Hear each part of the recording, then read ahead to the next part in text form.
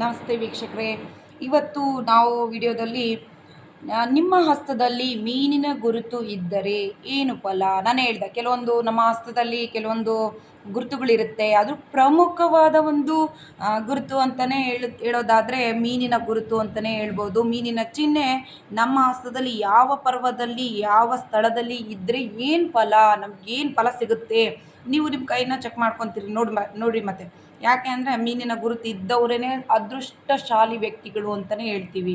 ಯಾಕಂದರೆ ನಮ್ಮ ಹಸ್ತದಲ್ಲಿ ಮೀನಿನ ಗುರುತು ಇದ್ದರೆ ಅವರು ತುಂಬ ಅದೃಷ್ಟವಂತರು ಅಂತಲೇ ಹೇಳ್ತಾರೆ. ಹಸ್ತ ಸಾಮುದ್ರಿಕ ಶಾಸ್ತ್ರದಲ್ಲಿ ಮೀನಿನ ಗುರುತು ಇದ್ದವರು ಒಂದು ರಾಜಯೋಗಿಗಳು, ಒಂದು ಎಲ್ಲ ಸೌಕರ್ಯಗಳನ್ನು ಒಳಗೊಂಡಂಥ ವ್ಯಕ್ತಿ, ಮತ್ತು ಅವನಿಗೆ ಯಾವುದೇ ಒಂದು ಏನು ಕುಂದುಕೊರತೆ ಇರೋಲ್ಲ ಅಂತಲೇ ಹೇಳ್ತೀವಿ.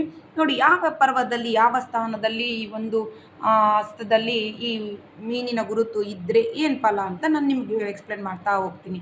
ಯಾಕೆ ಇದು ತುಂಬ ಇಂಟ್ರೆಸ್ಟ್ ನನಗೆ, ಯಾಕೆ ಅಂದರೆ ಈ ಒಂದು ಹಸ್ತ ಸಾಮುದ್ರಿಕ ಶಾಸ್ತ್ರ ಅನ್ನೋದು ತುಂಬಾ ಒಂದು ಜ್ಞಾನವನ್ನು ಹೆಚ್ಚಿಸುವಂಥ ಶಾಸ್ತ್ರ. ಇದರಲ್ಲಿ ನಮಗೆಲ್ಲ ಫಲಗಳು, ನಮ್ಮ ಫಲಗಳು ನಮ್ಮ ಹಸ್ತದಲ್ಲೇ. ಯಾಕೆಂದರೆ ನಮ್ಮ ಬರಹ, ಹಣೆಯ ಬರಹ ನಮ್ಮ ಕೈ ಬರಹಗಳಲ್ಲಿ ಕಂಡು ಬರುತ್ತೆ. ಯಾಕಂದರೆ ಇಲ್ಲೇನು ಯಾರೂ ನಾವು ಗೀಚ್ಕೊಂಡಿದ್ದ ಗೆರೆಗಳಲ್ಲ, ಇದು ನಮ್ಮ ಕರ್ಮಾನುಸಾರವಾಗಿ ನಮ್ಮ ಜೀವಿತದ ಒಂದು ಒಳ್ಳೆಯ ಕೆಟ್ಟ ಫಲಗಳ ಅನುಸಾರವಾಗಿ ನಮ್ಮ ಕೈಯಲ್ಲಿ ಈ ರೇಖೆಗಳು ಮೂಡಿರುತ್ತೆ ಅಂತಲೇ ಹೇಳ್ಬೋದು. ಹಾಗೆ ಈ ನೋಡಿ, ಈ ಶುಕ್ರ ಪರ್ವದಲ್ಲಿ ಹೆಬ್ಬೆರಳಿನ ಕೆಳಭಾಗದಲ್ಲಿ ನೋಡಿ ಈ ರೀತಿಯಾಗಿ ಹೀಗೆ ಮೀನಿನ ಗುರುತು ಹೀಗೆ ಇದ್ದರೆ ಏನು ಫಲ? ಈ ಒಂದು ಶುಕ್ರ ಸ್ಥಳ ಒಂದು ಶುಕ್ರ ಪರ್ವವನ್ನು ನಾವು ಯಾಕೆ ಈ ಮೀನಿನ ಗುರುತು ಇದ್ದರೆ ಏನು ಫಲ ಅಂತ ಹೇಳ್ತಾ ಹೋಗ್ತೀನಿ ನಿಮಗೆ. ನೋಡಿ, ಏನಪ್ಪ ಅಂತಂದರೆ ಶುಕ್ರ ಅಂದ್ರೇ ಒಂದು ಸಿರಿವಂತಿಕೆಗೆ ಕಾರು, ಬಂಗ್ಲೆ, ಮಹಡಿ, ಬಂಗಾರ, ಭೂಮಿ, ಈ ಯೋಗಗಳೆಲ್ಲ ಇರುವಂಥದ್ದು, ಒಂದು ಲಕ್ಸುರಿಯಸ್ ಲೈಫ್ನ ಲೀಡ್ ಮಾಡುವಂಥ ಒಂದು ಸ್ಥಳ ಅಂತಲೇ ನಾವು ಶುಕ್ರ ಸ್ಥಾನವನ್ನು ಹೇಳ್ತಾ ಹೋಗ್ತೀವಿ. ಈ ಸ್ಥಾನವನ್ನು ಈ ಪರ್ವವನ್ನು ನೋಡಿ, ಈ ಪರ್ವದಲ್ಲಿ ಈ ಒಂದು ಮೀನಿನ ಗುರುತಿದ್ದರೆ ಏನು ಫಲ ಅಂತಂದರೆ ನೋಡಿ, ಎಲ್ಲ ಕೂಡ ಸಕಲ ಸೌಕರ್ಯಗಳು, ಅಂದರೆ ಯಾವುದೇ ಸೌಕರ್ಯ ಇಲ್ಲ ಅಂತಲೇ ಹೇಳೋಗೆ ಇಲ್ಲ. ಎಲ್ಲ ಸೌಕರ್ಯಗಳು ಈ ಚಿಹ್ನೆ, ಈ ಶುಕ್ರ ಸ್ಥಾನದಲ್ಲಿರುವಂಥ ಒಬ್ಬ ವ್ಯಕ್ತಿಗೆ ಅವನು ಗಳಿಸ್ಕೊಂಡಿರ್ತಾನೆ, ಪಡ್ಕೊತಾನೆ ಕೂಡ. ಅದು ಈ ಒಂದು ಮೀನಿನ ಚಿಹ್ನಿನ ಗುರುತು ಈ ಶುಕ್ರ ಪರ್ವದಲ್ಲಿದ್ದರೆ ಈ ಫಲವನ್ನು ಪಡ್ಕೊತಾನೆ. ಹಾಗೆ ನೋಡಿ, ಈ ಫಲ ನೋಡಿ, ನಾವು ಕುಜ ಸ್ಥಾನವನ್ನು ಎರಡೂ ಭಾಗವಾಗಿ ಹೇಳ್ತೀವಿ. ಇದು ಕುಜ ಸ್ಥಾನ ಒಂದಂತಾದರೆ ಇದು ಎರಡು ಕುಜ ಅಂತಲೇ ನಾವು ತೊಗೊತೀವಿ. ಇಲ್ಲಿ ಮೀನಿನ ಗುರುತು ಇದ್ದರೆ ಏನು ಫಲ ಅಂತಂದರೆ ನೋಡಿ, ಒಳ್ಳೆ ಒಂದು ಧೈರ್ಯಶಾಲಿ ಆಗಿರ್ತಾನೆ ಆ ವ್ಯಕ್ತಿ, ಪೊಲೀಸ್ ಅಧಿಕಾರಿ ಆಗಿರ್ತಾನೆ, IAS ಆಫೀಸರ್ ಆಗಿರ್ತಾರೆ. ನೋಡಿ, ಈ ಎರಡು ಚಿಹ್ನೆ ಕುಜನ ಸ್ಥಾನದಲ್ಲಿ ನಾವು ಈ ಗುರುತನ್ನು ಕಾಣೋದಾದರೆ ಇಲ್ಲಿ ಹೀಗೆ ಮೀನಿನ ಗುರುತು ಆತ ಒಂದು ವೃತ್ತಿ ಏಳಿಗೆಯಲ್ಲಿ ಪೊಲೀಸು ಮತ್ತು ರಾಜಕೀಯ ಕ್ಷೇತ್ರದಲ್ಲಿ ಮುಂದುವರೆದಿರ್ತಾನೆ. ನಾವು ಎಕ್ಸಾಂಪಲ್ ಆಗಿ ಯಾರು ತೊಗೊಬೋದು ಅಂತಂದರೆ ಶಿವಾಜಿ ಅಂತ ತೊಗೊಬೋದು. ಅಂತ ವೀರಾವೇಶದಿಂದ ಒಂದು ಯುದ್ಧ ಕಲೆಗಳನ್ನು, ಕಲೆಗಳನ್ನು ಇದ್ದಂಥ ವ್ಯಕ್ತಿ ಅಂತಲೇ ಹೇಳ್ಬೋದು. ಹೆಣ್ಮಕ್ಳು ನಾವು ತೊಗೊಳೋದಾದರೆ ಝಾನ್ಸಿ ರಾಣಿ ಲಕ್ಷ್ಮೀಬಾಯಿ ಅವರನ್ನು ನಾವು ಈ ಮೀನಿನ ಚಿಹ್ನೆಗಳನ್ನು, ಇಂಥ ವ್ಯಕ್ತಿಗಳಲ್ಲಿ ಈ ರೀತಿ ಚಿಹ್ನೆಗಳು ಇರುತ್ತೆ ಅಂತಲೇ ನಾವು ಹೇಳ್ಬೋದು. ನೋಡಿ, ಇವರು ಕೂಡ ಧೈರ್ಯದಲ್ಲಿ ಹಿಂಜರಿಯಲ್ಲ, ಯಾವಾಗಲೂ ಮುನ್ನುಗ್ತಾ ಇರ್ತಾರೆ. ಮತ್ತು ಆಸ್ತಿ ಇರುತ್ತೆ ಇವರಿಗೆ. ಭೂಮಿಯ ವಿಚಾರದಲ್ಲಿ ಅಂದರೆ ರಿಯಲ್ ಎಸ್ಟೇಟ್ ಬಿಸ್ನೆಸ್ ಕೂಡ ಈ ವ್ಯಕ್ತಿಗಳು ಮಾಡಿದರೆ, ಈ ಚಿಹ್ನೆ ಇರುವಂಥ ವ್ಯಕ್ತಿಗಳು ತುಂಬಾ ಅಭಿವೃದ್ಧಿ ಉಂಟಾಗತ್ತೆ. ಅದೇ ನೋಡಿ, ಈ ಒಂದು ಗುರುವಿನ ಸ್ಥಾನದಲ್ಲಿ ಮೀನಿನ ಗುರುತು ಇದ್ದರೆ, ಈ ಗುರುವಿನ ಸ್ಥಾನದಲ್ಲಿ ಮೀನಿನ ಒಂದು ಗುರುತು ಇದ್ದರೆ, ಈ ಚಿಹ್ನೆ ಇದ್ದರೆ ಅವನು ಕೂಡ ಸುಮ್ಮನೆ ಅಂದರೆ ಕುಂತಲ್ಲೇ ಹಣ ಬರುವಂತಹ ವ್ಯಕ್ತಿ, ಅಂದರೆ ಸ್ಮಾರ್ಟ್ ವರ್ಕ್, ಅಂದರೆ ಯಾವುದೇ ಕಷ್ಟಪಡೋಲ್ಲ ಆ ವ್ಯಕ್ತಿ. ಅಂದರೆ ಆ ರೀತಿಯಾಗಿ ಹಣ ಅವನ ಕೈಯಲ್ಲಿ, ಈ ಮೀನಿನ ಗುರುತಿನ ಇದ್ದವನ ಕೈಯಲ್ಲಿ ಇರುವಂತಹ ವ್ಯಕ್ತಿಯ ಕೈಯಲ್ಲಿ ಆ ವ್ಯಕ್ತಿಗೆ ಯಾವುದೇ ಕಷ್ಟನೇ ಇರೋಲ್ಲ. ಕಷ್ಟಪಡದೇ ದುಡ್ಡು ಬರುತ್ತಪ್ಪ ಈ ವ್ಯಕ್ತಿಗೆ ಅನ್ನೋ ರೀತಿಯಾಗಿ ಸುಮ್ಮನೆ ಸ್ಮಾರ್ಟ್ ವರ್ಕ್, ಯಾವುದೋ ಒಂದು ಬರೀ ಮಾತಿನ ಮುಖಾಂತರ ಆಗಿರ್ಬೋದು, ಒಂದು ಕಲೆ, ಯಾವುದೇ ಕಲೆಯ ಮುಖಾಂತರವಾಗಿರ್ಬೋದು, ಹೀಗೆ ಆ ವ್ಯಕ್ತಿಗೆ ಸರಾಗವಾಗಿ ಬರುವಂತಹ ಹಣ ಚೆನ್ನಾಗಿ ಬರುತ್ತೆ ಅಂತಲೇ ಹೇಳ್ಬೋದು. ಈ ವ್ಯಕ್ತಿಯಲ್ಲಿ ನೋಡಿ, ಸಕಲ ಸೌಕರ್ಯಗಳೂ ಈ ಒಂದು ಗುರುವಿನ ಸ್ಥಾನದಲ್ಲಿ ಗುರುವಿನ ಸ್ಥಾನದಲ್ಲಿ ಮೀನಿನ ಚಿಹ್ನೆ ಇದ್ದರೆ ಆ ವ್ಯಕ್ತಿ ಪಡ್ಕೊತಾನೆ ಅಂತಲೇ ಹೇಳ್ಬೋದು. ನೋಡಿ, ಈ ಒಂದು ಶನಿಯ ಸ್ಥಾನದಲ್ಲಿ ಮೀನಿನ ಗುರುತು ಇದ್ದರೆ ಏನು ಫಲ ಅಂತ ಹೇಳ್ತೀವಿ ಆದರೆ ಹಾರ್ಡ್ ವರ್ಕ್, ಸ್ವಲ್ಪ ಹಾರ್ಡ್ ವರ್ಕ್ ಮಾಡಬೇಕಾಗತ್ತೆ. ಶನಿಯ ಸ್ಥಾನದಲ್ಲಿ ಈ ಮೀನಿನ ಗುರುತಿದ್ದರೆ ಒಂದು ಶನಿಯ ಕಾಡಾಟ ಹೆಚ್ಚು ಈ ವ್ಯಕ್ತಿಗೆ ಬಾಧಿಸೋಲ್ಲ ಅಂತಲೇ ಹೇಳ್ಬೋದು. ಹಾರ್ಡ್ ವರ್ಕ್ ಜಾಸ್ತಿ ಮಾಡಬೇಕಾಗತ್ತೆ ಸ್ವಲ್ಪ, ಯಾಕಂದರೆ ಇಲ್ಲಿ ಸ್ಮಾರ್ಟ್ ವರ್ಕ್ ಅಂತ ಹೇಳಿದ್ವಿ. ಇಲ್ಲಿ ಯಾಕಂದರೆ ಸುಮ್ಮನೆ ಹಣ ಬರುತ್ತೆ, ಇಲ್ಲಿ ಕಷ್ಟಪಟ್ಟರೆ ಹಣ ಸಿಗೋದು ಈ ವ್ಯಕ್ತಿಗೆ ಅಂತಲೇ ನಾವು ಹೇಳ್ತೀವಿ. ನೋಡಿ, ಈ ಸ್ಥಾನದಲ್ಲಿ ಈ ರೀತಿ ಇದ್ದರೆ ಸ್ವಲ್ಪ ಅಂದರೆ ಸಾಧನೆ ಬಹಳಷ್ಟು ಮಾಡ್ತಾನೆ, ಕಷ್ಟಪಟ್ಟು ಸಾಧನೆಯ ಗಳಿಕೆಯನ್ನು ಆತ ಮುಂದುವರಿಸ್ತಾನೆ, ಪಡಿತಾನೆ, ಒಂದು ಸುಖ ಸಂಪತ್ತನ್ನು ಗಳಿಸ್ಕೊತಾನೆ, ಕಷ್ಟಪಟ್ಟು ಮೇಲೆ ಬರ್ತಾನೆ ಅಂತಲೇ ಹೇಳ್ಬೋದು.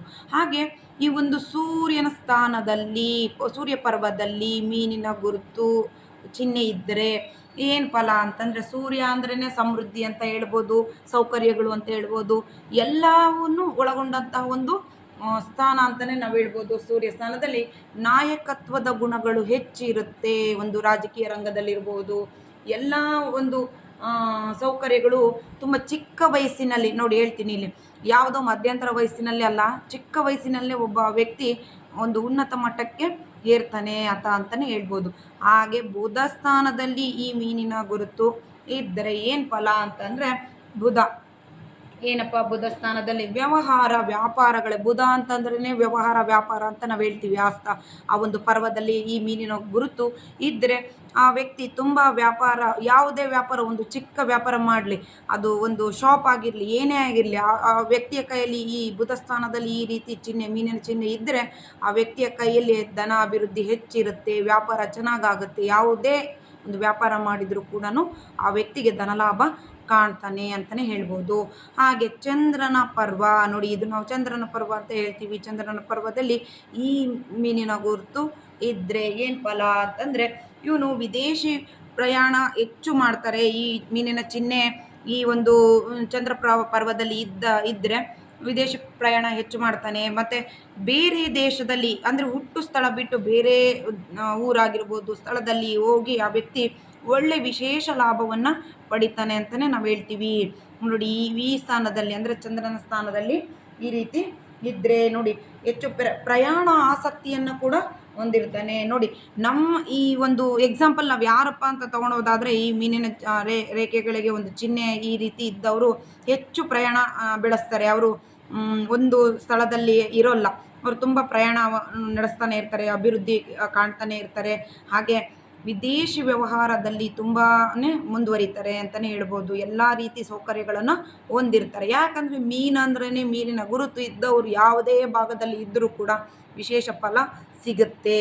ಈ ಸ್ಥಾನದಲ್ಲಿ ಮುಖ್ಯವಾಗಿ ನೋಡಿ, ಕೇತುವಿನ ಸ್ಥಾನದಲ್ಲಿ, ಈ ಹಿಂದಿನ ವಿಡಿಯೋದಲ್ಲಿ ನಾನು ಹೇಳಿದೆ ನಿಮಗೆ, ಕೇತುವಿನ ಸ್ಥಾನದಲ್ಲಿ ಈ ಮೀನಿನ ಗುರುತು ಇದ್ದರೆ ಆ ಒಬ್ಬ ವ್ಯಕ್ತಿ ಹುಟ್ಟುತ್ತಾ ಯಾವುದೇ ಸ್ಥಿತಿಯಲ್ಲಿದ್ದರು, ಅಂದರೆ ಬಡವ, ತಿನ್ನಲಿಕ್ಕೆ ಅನ್ನ ಇಲ್ಲದೆ ಇರುವಂಥ ವ್ಯಕ್ತಿ ಆಗಿದ್ದರೂ ಕೂಡ ಈ ಕೇತುವಿನ ಸ್ಥಾನದಲ್ಲಿ ಮೀನಿನ ಗುರುತು ಇದ್ದರೆ ಆ ವ್ಯಕ್ತಿ ಸಿರಿವಂತನಾಗ್ತಾನೆ, ಅಪರ ಕುಬೇರನಾಗ್ತಾನೆ. ಅಂದರೆ ಸಕಲ ಸಂಪತ್ತುಗಳನ್ನು ಆ ವ್ಯಕ್ತಿ ಪಡ್ಕೊತಾನೆ, ಎಲ್ಲ ರೀತಿ ಸೌಕರ್ಯಗಳನ್ನು ಅವನು ಸಾಯೋದ್ರೊಳಗಾಗಿ ಆ ವ್ಯಕ್ತಿ ಈ ಚಿಹ್ನೆ ಇರುವಂಥ ವ್ಯಕ್ತಿ ಈ ಕೇತು ಸ್ಥಾನದಲ್ಲಿ ಪಡ್ಕೊತಾನೆ. ಅವನು ಹುಡ್ತಾ ಏನು ಈಗ ಅಂತಾರಪ್ಪ, ಏನು ಇರಲಿಲ್ಲಪ್ಪ ಅವ್ರಿಗೆ, ತಿನ್ಲಿಕ್ಕೆ ಅನ್ನ ಇರಲಿಲ್ಲಪ್ಪ, ಹೆಂಗಿದ್ರಪ್ಪ ಈಗಾಗಲೇ ತುಂಬ ಚೆನ್ನಾಗಿ ಬೆಳೆದ್ರಪ್ಪ, ಅವರು ಎಲ್ಲದರಲ್ಲೂ ಯಶಸ್ಸು ಕಂಡ್ರಪ್ಪ ಅಂತ ಹೇಳ್ತಾರೆ. ಯಾಕೆ ಈಗ ಹೇಳ್ತಾರೆ ಅಂದರೆ, ಈ ಮೀನಿನ ಗುರುತಿದ್ದವರ ಕೈಯಲ್ಲಿ ಈ ರೀತಿ ಯಶಸ್ಸು ನಾವು ಕಾಣ್ತೀವಿ.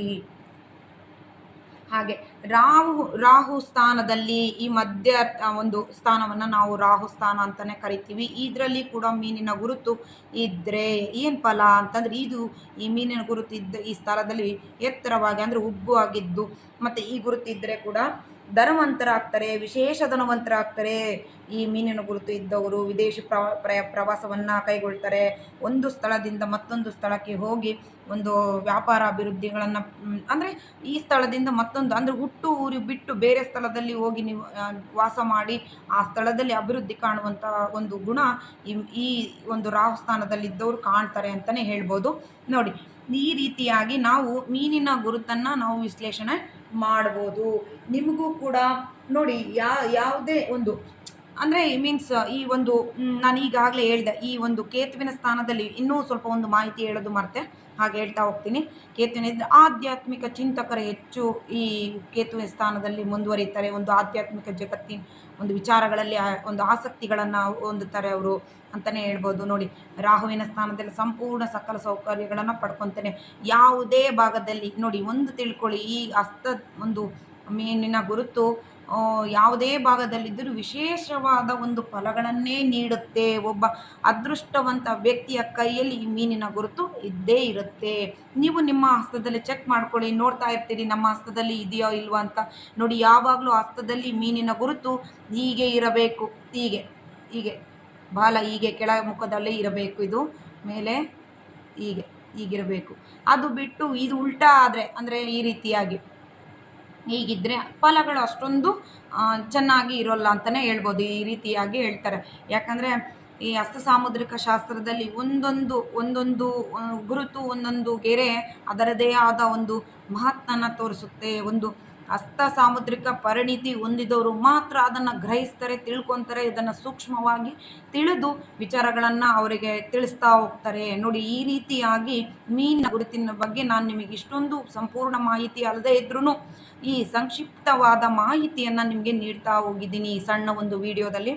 ನೀವು ನಿಮ್ಮ ಹಸ್ತದಲ್ಲಿ ಈ ಒಂದು ಮೀನಿನ ಚಿಹ್ನೆ ಇದೆಯೋ ಅಂತ ಆದರೆ ನಮಗೆ ಈ ಮೀನಿನ ಚಿಹ್ನೆ ಇದೆ ಅನ್ನೋದಾದರೆ ನನಗೊಂದು ಈ ವಿಡಿಯೋದಲ್ಲಿ ನೀವು ಕಾಮೆಂಟ್ ಮಾಡಿ. ನನಗೆ ಈ ಪರ್ವದಲ್ಲಿ ಒಂದು ಸೂರ್ಯನ ಪರ್ವದಲ್ಲಿ ಆಗಿರ್ಬೋದು, ಶನಿ ಪರ್ವದಲ್ಲಿ ಆಗಿರ್ಬೋದು, ಗುರು ಪರ್ವದಲ್ಲಿ, ಶುಕ್ರ, ಕೇತು, ಚಂದ್ರ, ಕುಜ ಯಾವುದೇ ಪರ್ವದಲ್ಲಿ ಇದ್ದರೆ ನೀವೊಂದು ಕಮೆಂಟ್ ಮಾಡಿ. ಇದ್ದರೆ ಯಾವ ಪರ್ವದಲ್ಲಿ ನಿಮಗೊಂದು ಈ ಒಂದು ಮೀನಿನ ಚಿಹ್ನೆ ಇದೆ, ನೀವು ಅದೃಷ್ಟವಂತರ ಅಲ್ಲ ಅಂತ ನೀವು ಪರೀಕ್ಷಿಸ್ಕೊಳ್ಳಿ. ನೀವು ನಿಮ್ಮ ಹಸ್ತದಲ್ಲಿ ಮೀನಿನ ಚಿಹ್ನೆ ಇದೆಯೋ ಇಲ್ಲೋ ಅಂತ.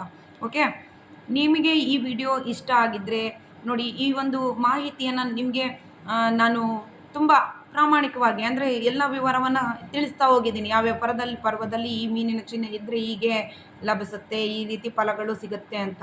ನೀವು ನಿಮ್ಮ ಕೈಯನ್ನು ಚೆಕ್ ಮಾಡ್ಕೊಳ್ಳಿ, ತಿಳ್ತಾ ಹೋಗಿ. ಮತ್ತು ನಿಮ್ಮ ಆತ್ಮೀಯರ ಕೈಯನ್ನು ಚೆಕ್ ಮಾಡಿ. ಈ ರೀತಿ ಮೀನಿನ ಗುರುತು ಇದ್ದರೆ ಅವರ ಕೈ ಅದೃಷ್ಟವಂತರ ಕೈ ಅಂತಲೇ ಹೇಳ್ಬೋದು. ವ್ಯಾಪಾರ ಅಭಿವೃದ್ಧಿ ಚೆನ್ನಾಗಾಗತ್ತೆ ಅವರಲ್ಲಿ, ಅವರೊಂದು ಯಶಸ್ಸಿನ ಹಾದಿ ಕಡೆ ನಡೀತಾ ಹೋಗ್ತಾರೆ. ನೋಡಿ, ಈ ವಿಡಿಯೋ ನಿಮ್ಗೆ ಲೈಕ್ ಆದರೆ ಲೈಕ್ ಮಾಡಿ ನಮ್ಮ ಒಂದು ವಿಡಿಯೋಗೆ. ಹಾಗೆ ನಿಮ್ಮ ಎಲ್ಲ ಸಪೋರ್ಟ್ ಬೆಂಬಲ ನನಗಿರಲಿ. ನನ್ನ ಚಾನಲ್ ಸಬ್ಸ್ಕ್ರೈಬ್ ಮಾಡಿ. ಒಂದು ಒಳ್ಳೆಯ ವಿಚಾರವನ್ನು ನಾನು ನಿಮ್ಮ ಬಳಿ ಹೇಳಲಿಕ್ಕೆ, ಒಂದು ವಿಚಾರವನ್ನು ಹಂಚ್ಕೊಳ್ಳಲಿಕ್ಕೆ ತುಂಬ ಇಷ್ಟಪಡ್ತೀನಿ. ನಾನು ತಿಳಿದಂಥ ವಿಚಾರವನ್ನು ನಿಮ್ಮ ಜೊತೆಗೆ ಹಂಚ್ಕೊಳೋದ್ರಲ್ಲಿ ನನಗೆ ತುಂಬ ಖುಷಿ ಇದೆ. ಹಾಗಾಗಿ ನಾನು ಈ ಒಂದು ಸಣ್ಣ ಪ್ರಯತ್ನ ನಾನು ಮಾಡ್ತಾ ಇದ್ದೀನಿ. ಹಾಗಾಗಿ ನೀವು ಈ ವಿಚಾರವನ್ನು ತಿಳ್ಕೊಳ್ಳಿ. ಮತ್ತು ಚೆನ್ನಾಗಿ ಒಂದು ನಿಮ್ಮ ಕೈಯಲ್ಲಿ ಯಾವ ರೇಖೆಗಳು ಇದೆ ಅನ್ನೋದ್ರ ಬಗ್ಗೆ ನೀವೇ ಸ್ವಯಂ ಆಗಿ ಒಂದು ತಿಳುವಳಿಕೆ ಮೂಡುತ್ತೆ ಈ ಒಂದು ವಿಡಿಯೋದಲ್ಲಿ ಅಂತ ನಾನು ಈ ರೀತಿ ಮಾಡ್ತಾ ಇದ್ದೀನಿ ಈ ಒಂದು ವಿಡಿಯೋಗಳನ್ನು. Okay, thank you.